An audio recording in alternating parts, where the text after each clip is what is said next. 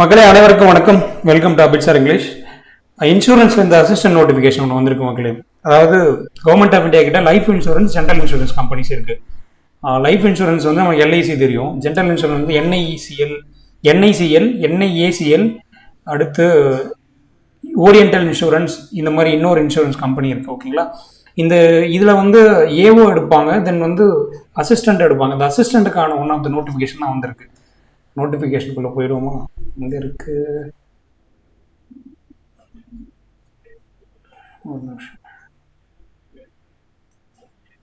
ஒரே நிமிஷம் நான் மேக்ஸிமைஸ் பண்ணிக்கிறேன். ஓரியன்டல் இன்சூரன்ஸ் கம்பெனி லிமிடெட், அதில் இருந்து அசிஸ்டன்ட் நோட்டிஃபிகேஷன் விட்டுருக்காங்க. எப்போ இருந்து அப்ளை பண்ணலான்னு பார்த்தீங்கன்னா, உங்களுக்கு August 2 இன்னிலேருந்து ஸ்டார்ட் ஆகுது. August 17 தான் லாஸ்ட் டேட். ஓகேங்களா? August 17 last date. அதுக்குள்ளே அப்ளை பண்ணிடுங்க. எக்ஸாம்ஸ் வந்து டென்டேட்டிவ் டேட் சொல்லியிருக்காங்க. இந்த டேட்டில் கண்டிப்பாக இருக்க வாய்ப்பு இருக்குது.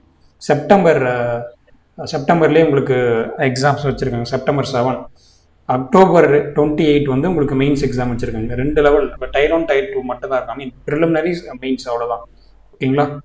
அதுக்கு அடுத்து வந்து வேறு என்ன இதில் பார்க்கணும் அப்படின்னா, வேகன்சி எவ்வளோ சொல்லியிருக்காங்க அப்படின்னா, டோட்டலாக இங்கே இருக்குது. டோட்டலாக பார்த்தீங்கன்னா 500 வேகன்சி இந்தியா ஃபுல்லாக. ஸ்டேட் வைஸ் வேகன்சி நம்ம தமிழ்நாட்டுக்கு வருவோம் அப்படின்னா 37 இருக்குது.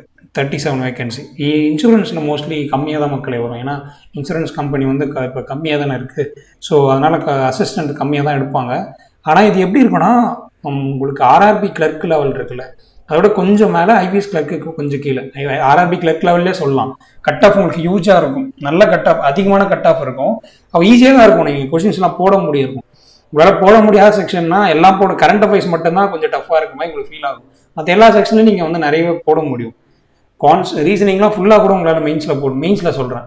ஓகேங்களா? அந்த மாதிரி தான் இருக்கும். ப்ரிலிம்ஸுமே ரொம்ப ஈஸியாக தான் இருக்கும். ஓகேங்களா? கட் ஆஃப் அதிகமாக இருக்கும் மக்கள், ஒரு 85 மேலே அந்த மாதிரி இருக்கும். ப்ரிலிம்ஸில் சொல்கிறேன். மெயின்ஸில் வந்து 130, 140 அந்த ரேஞ்சில் இருக்கும். ஈஸியாகவே நீங்கள் போடுற மாதிரி தான் இருக்கும். ஈஸியாக நீங்கள் நார்மலாக ப்ராக்டிஸில் இருக்கேன் அப்படின்னா நீங்கள் கான்ஃபிடண்ட்டாக போடுங்க. ஓகேங்களா? எக்ஸாம்ஸில் டச் இருக்கிறதுக்கும் சரி, உங்களுக்கு இது கண்டிப்பாக கிளியர் ஆகும். கண்டிப்பாக கிளியரும் பண்ண முடியும். ஓபிசிக்கு வந்து 17 வேகன்சி போட்டிருக்காங்க. எஸ்சிக்கு வந்து 12, எஸ்டிக்கு வந்து 1, தென் 6 வந்து யூஆர்க்.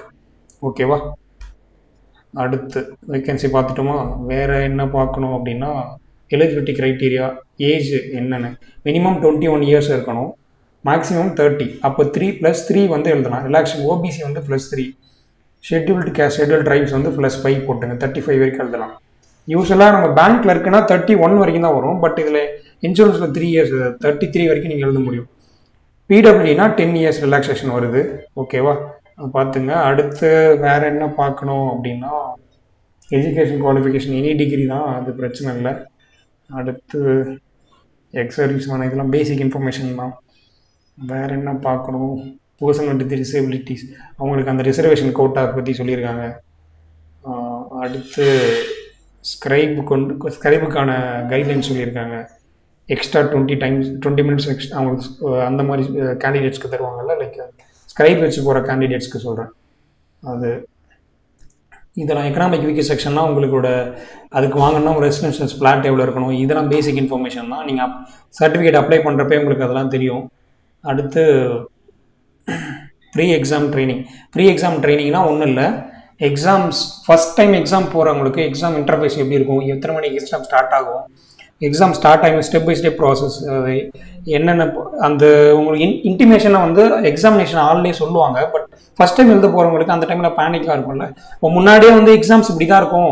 ஃபஸ்ட் ஸ்டெப் இது, செகண்ட் ஸ்டெப் இது, நம்ம டெஸ்க்டாப்பில் இது, நெக்ஸ்ட் இதெல்லாம் கொடுக்கணும், பாஸ்வேர்டு நீங்கள் டைப் பண்ணணும், லைக் அதெல்லாம் தெரிஞ்சிச்சுன்னா நீங்கள் காமாக இப்போ எக்ஸாம்ஸ் அட்டன் பண்ணலாம். ஸோ அதனால் ப்ரீ எக்ஸாம் ட்ரைனிங் வைப்பாங்க. அது நம்ம ஆப்ஷனல் தான்.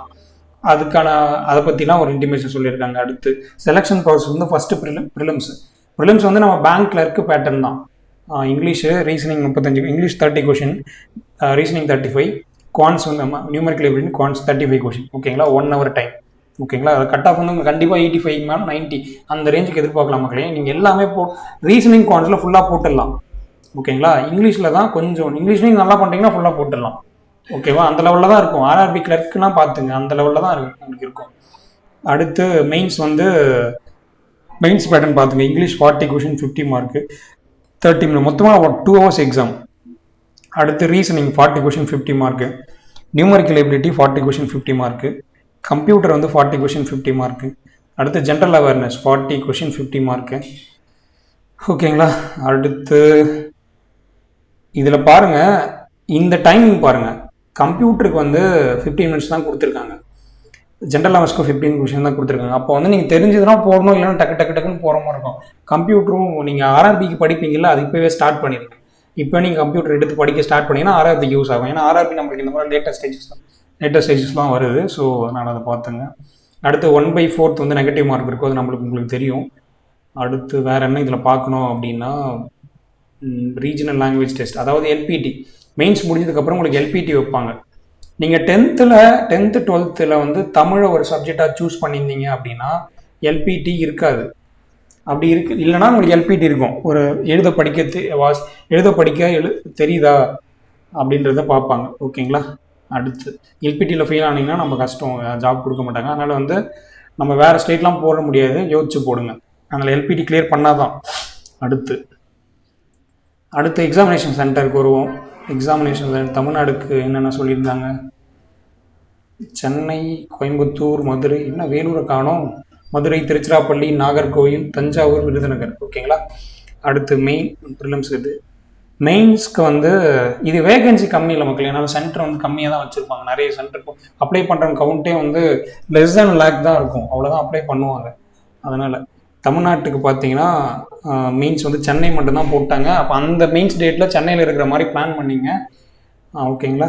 அடுத்து எக்ஸாமினேஷன் ஃபீஸ் பாருங்கள். SC ST PWD ex service மேனுக்கு 100, அதர் கேண்டிடேட்ஸ் ஓபிசிக்கெலாம் பார்த்தீங்கன்னா அதை தவிர மற்ற கேண்டிடேட்ஸ்க்கு வந்து 850 ஜிஎஸ்டியோட. அடுத்து அப்ளை பண்ணுறது வந்து நீங்கள் அவங்க அஃபிஷியல் சைட்டில் லிங்க்கில் போய், இந்த ஓரியண்டல் இன்சூரன்ஸ் இருக்குல்ல, அதோட அஃபிஷியல் லிங்க்கில் போனீங்கன்னா அப்ளை ஆன்லைன் கிளிக் பண்ணி நீங்கள் ரெஜிஸ்டர் பண்ணலாம். நீங்கள் ஃபோட்டோ சப்மிட் பண்ணுறது எல்லாமே ஐபிபிஎஸ்ல தான்.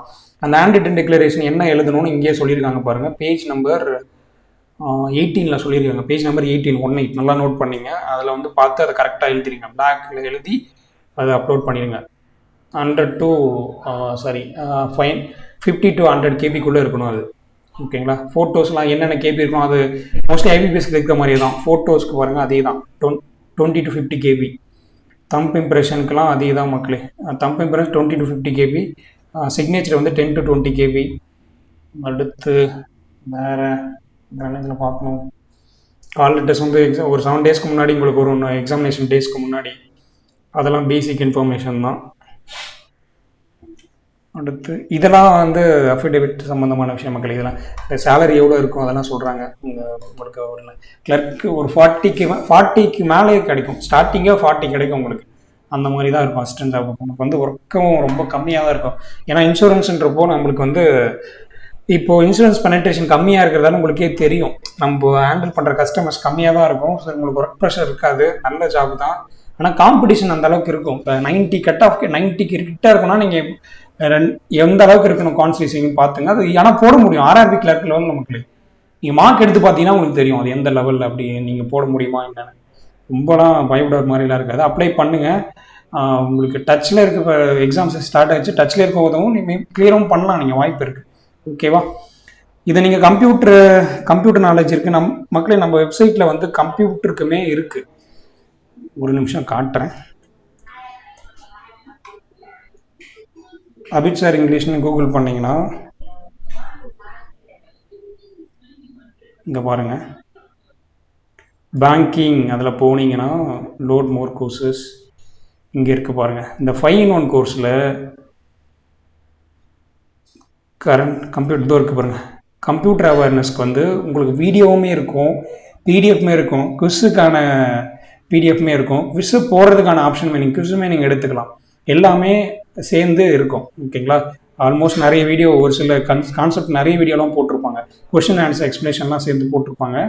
ஸோ யூஸ் பண்ணிங்க.